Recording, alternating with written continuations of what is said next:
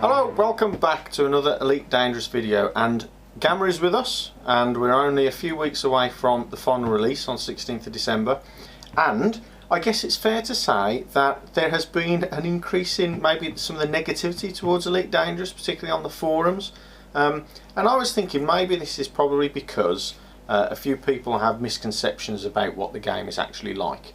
You see a lot of threads of people kind of buying into beta just before it closed off, and maybe weren't all that aware of how Elite Dangerous plays.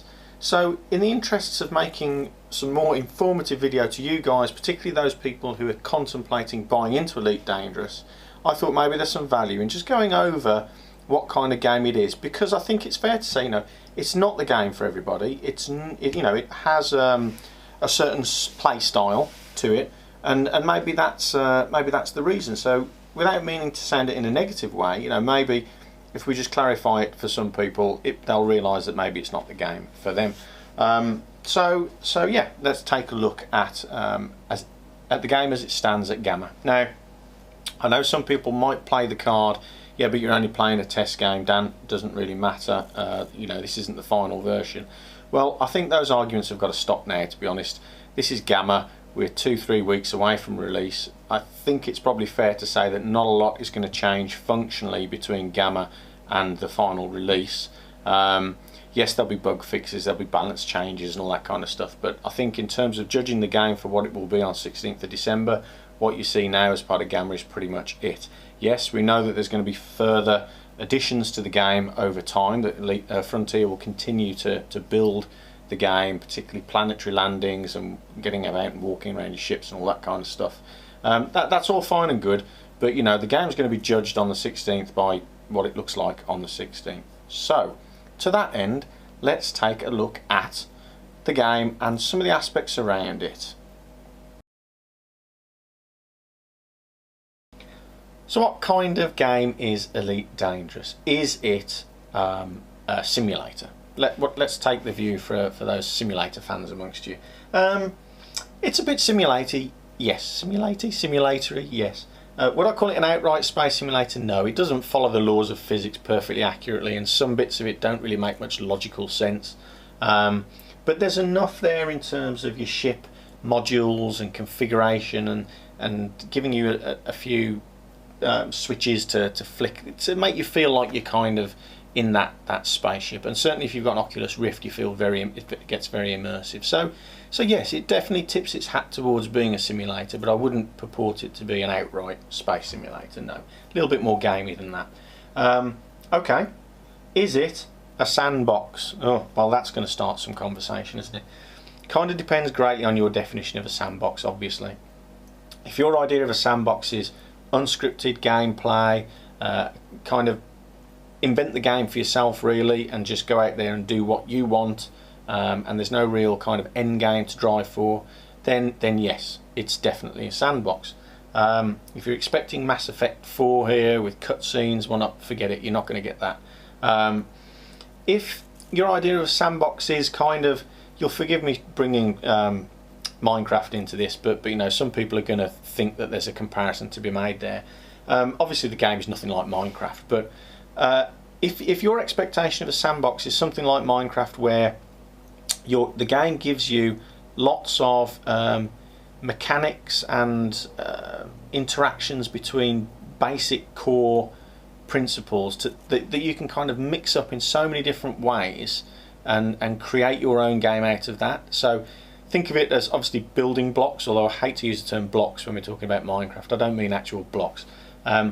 Think of giving you a very wide, deep level of complexity and letting you build up on that the way you can in Minecraft. And you could play Minecraft till the cows come home. There's so many different ways of playing it. You'd go on forever. It just that level of complexity and depth is not in Elite. It's just not there. The kind of basic mechanics of how you play it probably break down to about 6 kind of activities, which we'll come on to in a bit, and that's it. So if you're looking for that complexity and depth to it, you won't find it here.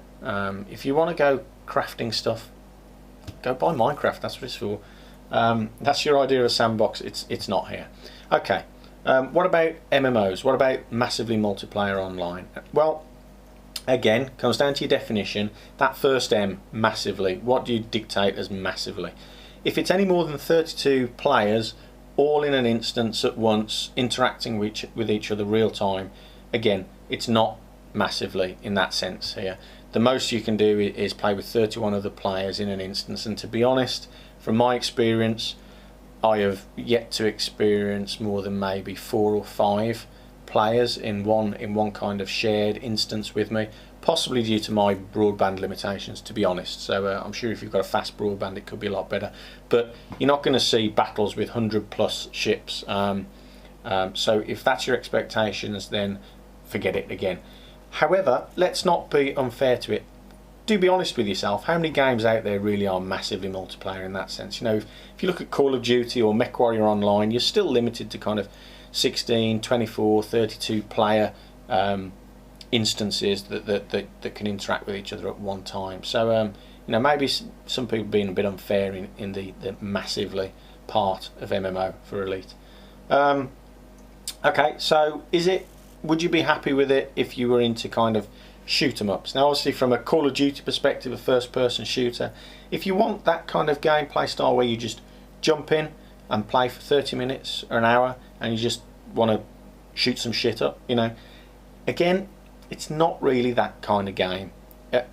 Sometimes I want to just jump in and have a little half-hour, 1 hour game. I've got a little slot in my calendar, and it's not very rewarding playing it that way, because it's a slow burn. You know, it's a game that you have to kind of get into and enjoy over time. So if you wanted to just instant action, jump into a deathmatch kind of game, albeit in space, you know, and just have combat shoot 'em ups. There are points in the game, they're called combat zones, where you can kind of do that, but you've got to find them. It's not driven towards that kind of gameplay, I think is probably a fair thing to say. So so again, if you're after that kind of quick action, very short gameplay style, then it's not really here. Okay, so that's talked about game types. And hopefully from that you can kind of be honest with yourself and think, well, is it the game for me? You know, if you're into the kind of game where you can enjoy it over a very long time, a period of time, you're willing to take your time at it, you can sit down and play kind of hour-plus stints, then you will enjoy it, yes. Endgame. So let's talk something important for some people. The key thing I think is that Elite doesn't really have one. Yeah, it's not scripted, as I said earlier, and if anything, you know, that there is pilot rankings to kind of aspire for.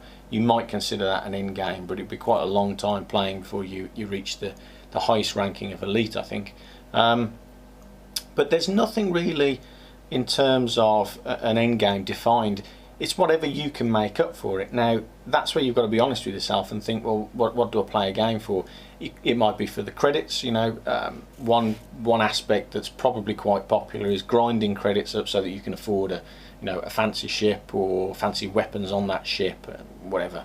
But you know, is that just a grind? You know, if you're building credits up, what happens when you get to the Anaconda? You're just going to stop playing the game.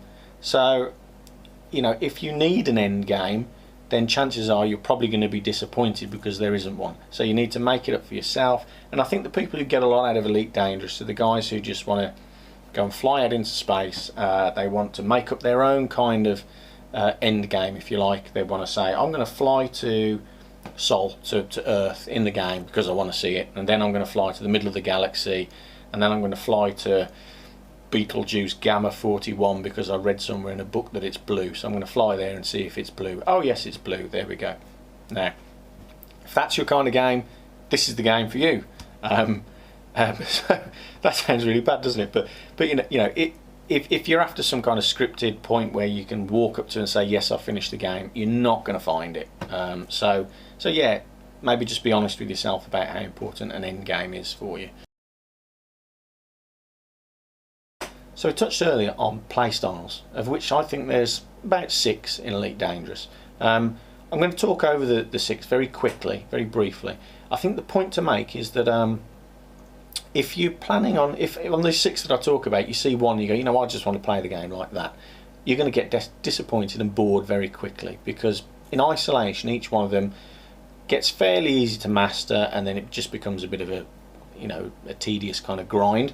So to keep your interest levels up in the game, you kind of probably want to try more than one, you know what I mean? Just one of these playstyles by itself, if that's what you're expecting the whole game to be, it's not going to engage you long enough. So anyway, let's talk about, I think, the 6 most common playstyles, if you like, in the game.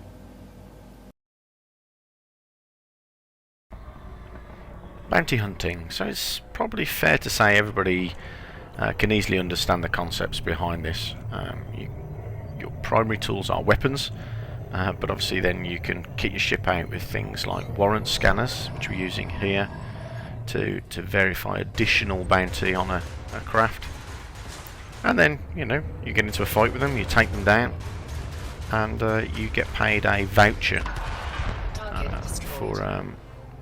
for that kill, for that bounty, which you can then go and cash in. And I think everybody understands the concepts around bounty hunting. You know, it's very easy to see and understand how it works. It's the shooty stuff. So for me, I find this one of the more exciting play styles. But even then, it gets a little bit formulaic after a while. You know, it's a fairly common kind of pattern. What you can do to make things a bit more interesting is you can fit your ship with an interdiction module, so you can pull targets out of supercruise and engage them. And you can also fit a wake scanner, which is useful if they run away. You can scan their supercruise wake, sorry, not supercruise or hyperspace, and chase them, and then interdict them at the other end, so stop them getting away.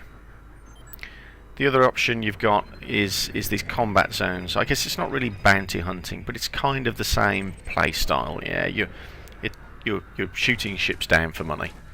So you can go to these combat zones, pick a faction, pick a side to fight for, and earn credits for taking targets out. So it's, you know, it's maybe not bounty hunting, but it's very similar. You don't need a warrant scanner or anything. Just need weapons. But that kind of play style of flying around shooting stuff is the same. You know, this is fun for me.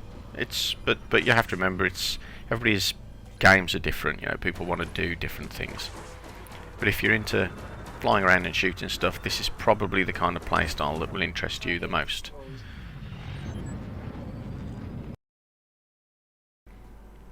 Trading gets a bit of a bad rep on the forums, and I think it's really unjustified. Yes, in the start of the game it's a bit slow because you've not got the cargo space. So I would say in the start of the game you don't really focus on trading. Make a few tens of thousands of credits in combat until you can afford something like a hauler with plenty of cargo space, and then you can start making some money. And you can make easily 500 credits per ton profit, and up to probably 1,000, maybe just more. But very rarely do I see any more than that. Well, in fact, no, I've never seen more than that. So I wonder whether there's like an artificial limit, an artificial nerf to how much profit you can make. But you know, it's okay for some people. It might not be exciting because you're just ferrying stuff from A to B. But you know, it's a means to an end. And when you get into the bigger ships, where you've got some significant cargo space, particularly a lake on Type 6, you really accelerate that profit generation up. It's all based on getting into a ship with lots of cargo space and having the disposable income to buy the cargo, obviously. But yeah, it's a means to an end, you know. And what I would say is it's quite formulaic after a while. And that's no bad thing. You can work out your trade routes, find out what buys one place good.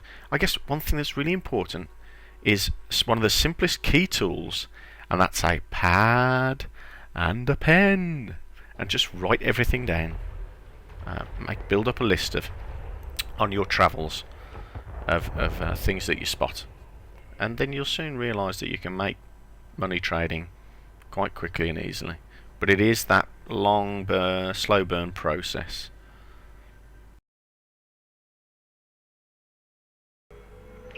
So exploring is one of those kind of niche activities that interests me less, and I'll be honest, I have trouble understanding how this could sustain someone's interest long term. But you know, who am I to judge? So it involves heading to systems where there has been no discovery or very little discovery, and flying around and investigating planets. By investigating planets, I really mean spotting them, and flying close to them and waiting for your scanners to scan them. You then can sell that data. Now what we're doing here is we're looking for a dot, a planet that would be moving different to all the star backdrop. So there's one there. Okay, so we're going to zoom into that, and you approach the planet and scan it. So you can see there's a little bit of skill to it. You need to be looking around. One bit of a plug probably. You know, head tracking really helps for this, I think. And yeah, so you fly around discovering planets, scanning them, then travelling back to a known system with a station and selling the information. And you can make some good money doing this. You know, a very simple basic scan will make you 2,000 credits just straight off. So here you can see down in the bottom left that scanning is working on this unknown planet here. So you just keep it in your forward vision, scan away, you know, and that's it. Rinse and repeat. Is it an engaging type of gameplay? I don't know. Maybe it is for some people. You know, the planets are all procedurally generated, and on the whole, 80% of them, should we say, are all very much the same. If you're expecting to find some amazing, special new discovery, I'm sure they're out there, but spread across a 400 billion star system galaxy, they're obviously going to be fairly rare. Do you want to spend your time flying around looking for them? If you do, that's fine. You know, I'm not one to judge. And you know, if that's the game for you, this is definitely the game for you.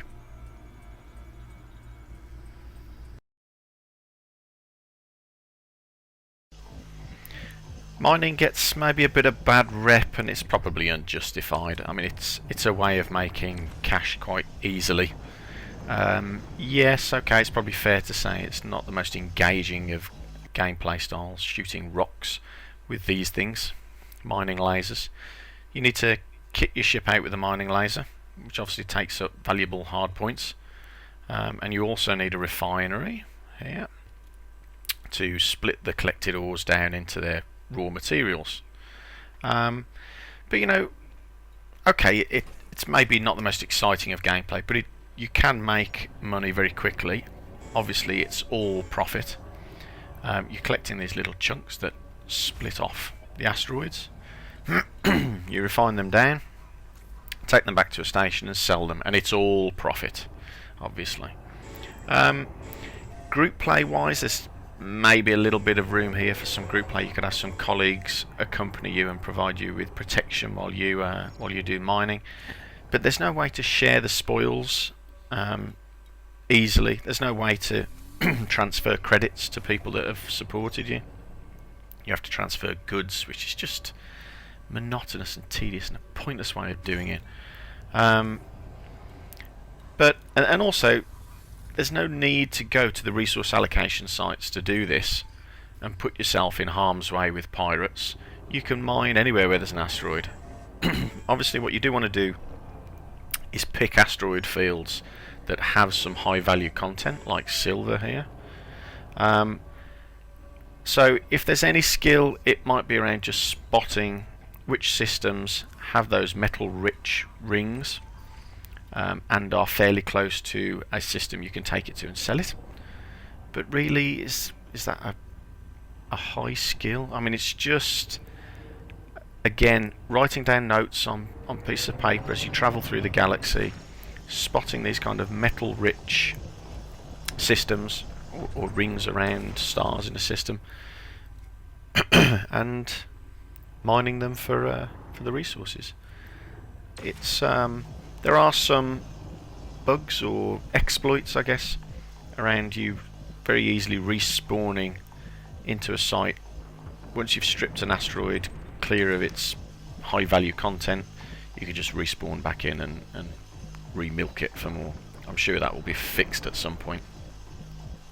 But once you've found one of these kind of systems, you can just drill it for silver here like we do, scoop it up and make profit quite quick. So for all the slating it gets, you know, mining is a nice easy way to make money. A lot easier than trading. The one thing I suppose you have to do is you have to compromise your ship build out to do mining, and it's one thing that maybe supports having multiple ship ownership. One ship that's a mining vessel. Here I'm in a Viper. I was just testing things out, but a Viper wouldn't be probably the most ideal choice of mining vessel. But you know, if you find palladium you can be making almost 15,000 credits a ton. So depending on how much space you've got in your ship, you know, you can make money pretty quick. Take it back to a station. One thing I did subsequent to this video was I bought a hauler, upgraded to a hauler specifically for mining. Stripped it out completely, took the shields off it, everything, and just packed it out with cargo space in a massive refinery. And it's just you know, lots of defensive measures like chaff and heatsink launchers, good basic hull.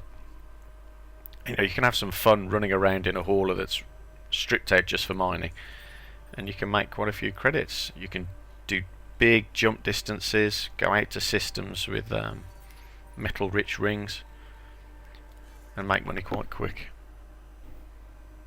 So yeah, don't dismiss mining. You know, okay, it's not the most engaging of gameplay, but it's just make it a part of your gameplay. It doesn't have to be the whole game. It can just supplement your income nicely.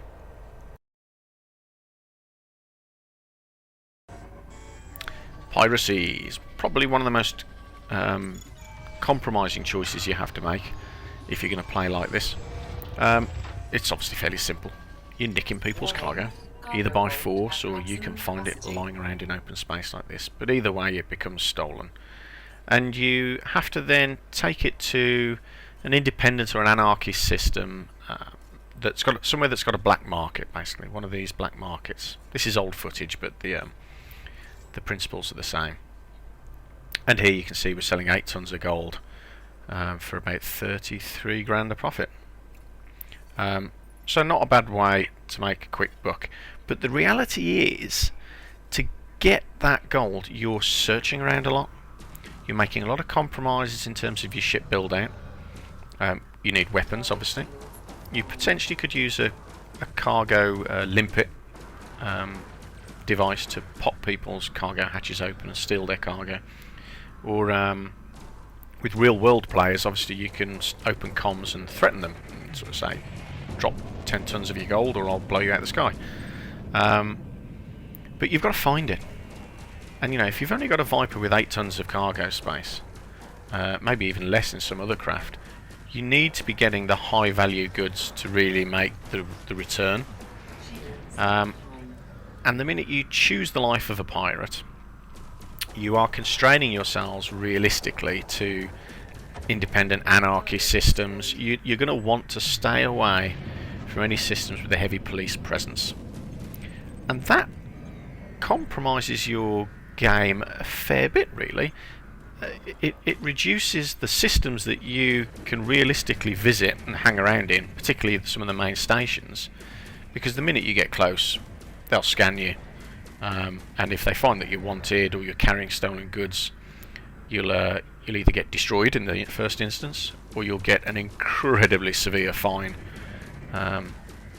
if you're carrying illegal or stolen goods.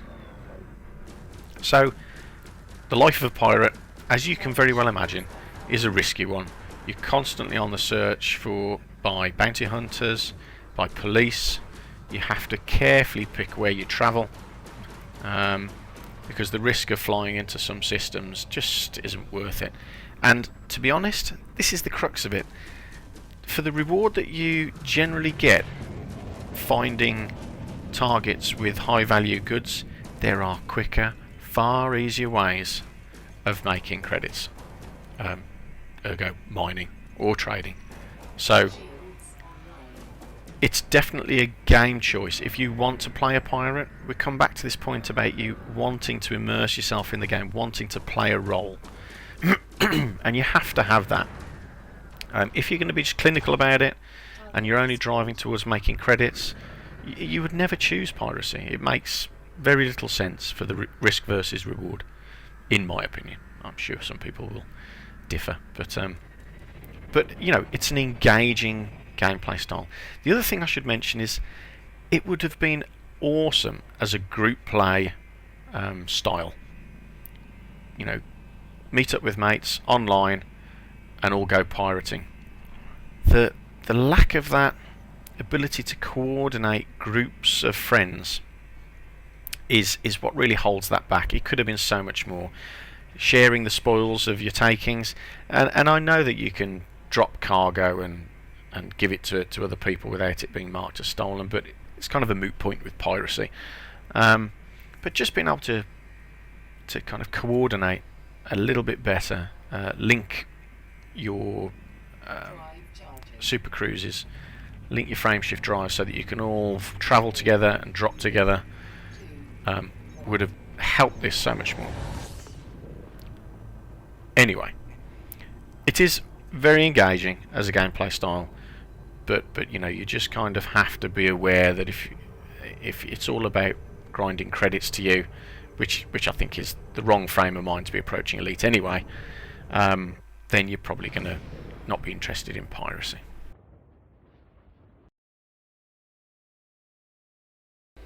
The sixth one is kind of a layer over the other five, really. It's taking on missions via the bulletin board. So this really, I guess, is only piracy or bounty hunting or trading, but it's a different entry into it via missions off the bulletin board. They're kind of randomised, but I think we'll probably see in the final release a lot more manually injected events here. But they follow a common theme. You know, in this case, it's locate and destroy an anaconda, and they'll give you 150,000 credits. I think there's a lot more depth to come here in the final release, but it is really just a way of getting into the previously mentioned playstyles, kind of pre-packaged little earners, really. I think the thing to take away from those 6 playstyles is, you know, you need to mix them up a little bit. If you're intending on playing just one, it's probably going to get boring very quickly. I'd probably still be a little bit concerned that essentially those 6 things that you can do in the game, the ways that you can really core play it, I wonder how long they will keep the average person's interest levels up. I think only time will tell. I don't feel personally like it's kind of much more than 3 to 6 months before I'd get a bit fed up of those gameplay styles, but I don't know. You know, time will tell. There's lots more features to come, so let's be fair to Frontier on that. You know, there could be some amazing things coming down the line. Time will tell. Okay, so hopefully that's a bit more use to people contemplating buying the game. I think if you can have a look at those things and be honest with yourself about whether that's the game that you want to play, it will be a big help. You know, if you're the kind of person who immerses themselves in a game, who likes to role play, who doesn't need a scripted storyline there, but will make the game what they want to make it, it's definitely the game for you. If you want something that you can just jump straight into and shoot other people for half an hour, you know, if your gameplay stints are that small and you need instant gratification, then it's not here. You're not going to find it here. So, you know, I don't mean it to sound negative, but you know, it saves somebody buying the game only to find out it's not the game that they wanted, and complaining across the internet about it. It's probably not a bad thing, is it, to just be obvious about it? So, on that sense, I hope it's been useful for people who are kind of thinking of buying Elite Dangerous. Hopefully you now know whether the game is the game for you. I hope it is, and I hope to see you out there, Commanders. Until next time, I'll see you later. Bye.